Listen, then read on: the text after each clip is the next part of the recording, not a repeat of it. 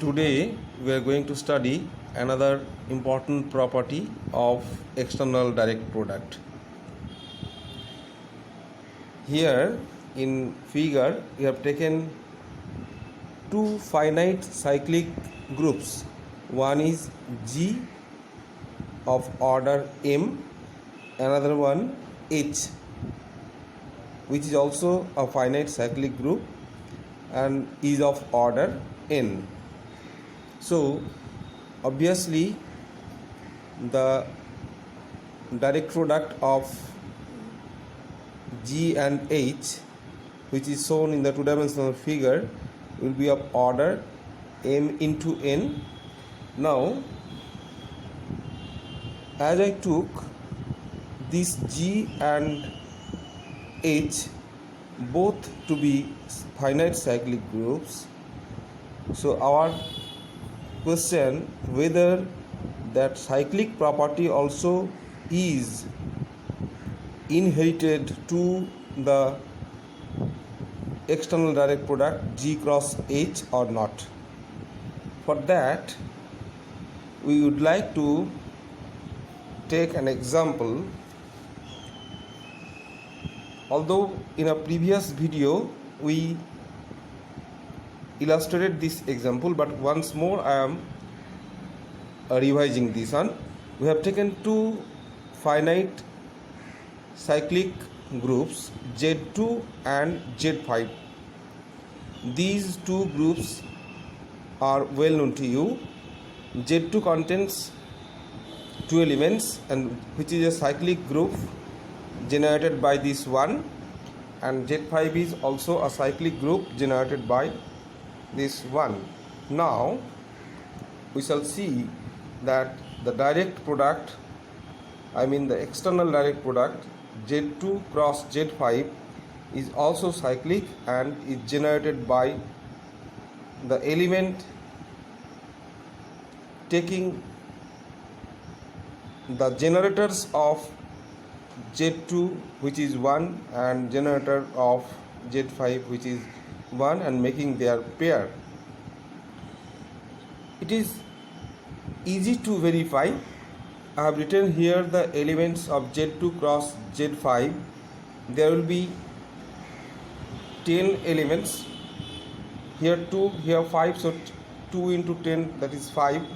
Now as this 1 comma 1, 1 bar comma 1 is an element of a group of order 10, so its order must be a divisor of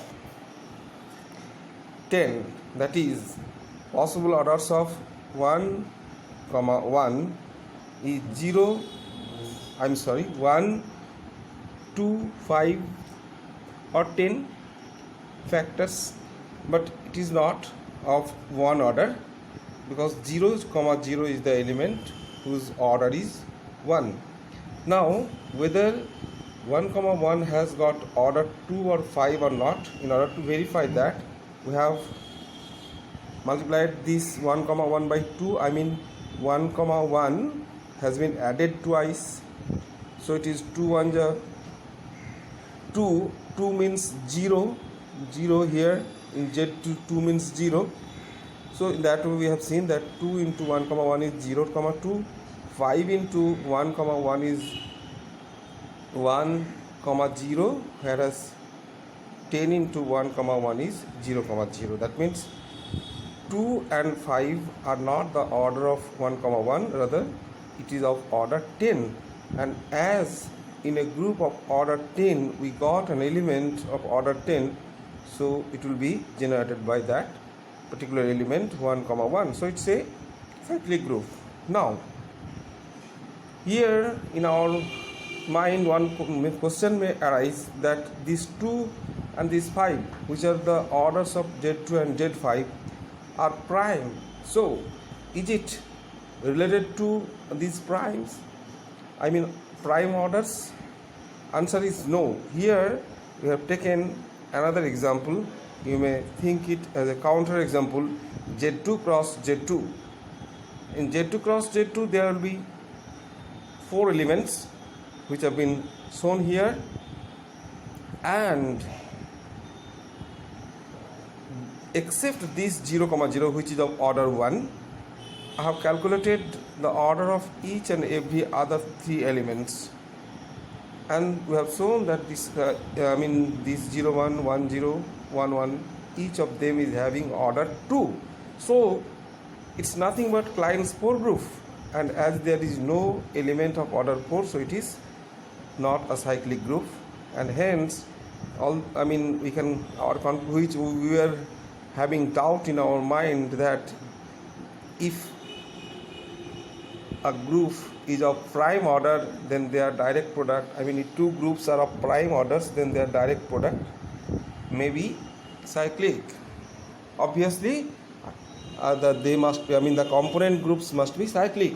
So then what theorem we are going to study now? We are going to study that this G, which is of order M and which is a cyclic group, and H is of order N, which is another cyclic group, if these numbers, M and N, are relatively prime, then only their external direct product will be also cyclic. Because you see here, Z2, Z5, 2 and 5 were relatively prime, but 2 were not relatively prime because they had HCF1. However, now that we have stated here in this theorem, G and H has been taken as 2 finite cyclic groups, and their in external direct product G cross H will be a finite cyclic group provided order of G and order of H are relatively prime. This is our statement of the theorem. Now we are going to prove it. So we have taken as G and H are given to be cyclic order cyclic groups of finite orders. So we have taken order of G as M and order of H as N. So order of G cross H will be M into N. That is clear. Now we are supposing that G cross H is cyclic, and we are also supposing that means what we have to prove. If we assume that G cross H is cyclic, then we have to prove that M and N are relatively prime. That means their GCD HCF is 1. So we have assumed that their GCD is D. Our intention, we shall prove rather that this D is nothing but 1. Now see, as we have assumed this to be a cyclic group, the external direct product G cross H is a cyclic group, so it will have a generator. We have taken G comma H to be its generator. Now we are raising this G comma H to the power Mn by D. See, order of G cross H is Mn. So if we would have raised it to the power Mn, then we could get EE because it's the order. So what we have done, we have not directly raised to the power Mn, rather Mn by D, having intention that this D is 1. If we can prove that, then our motto will be fulfilled. So here, what in that way, just tactfully, we have written G to the power M whole to the power N by D, and here H to the power N whole to the power M by D. Why?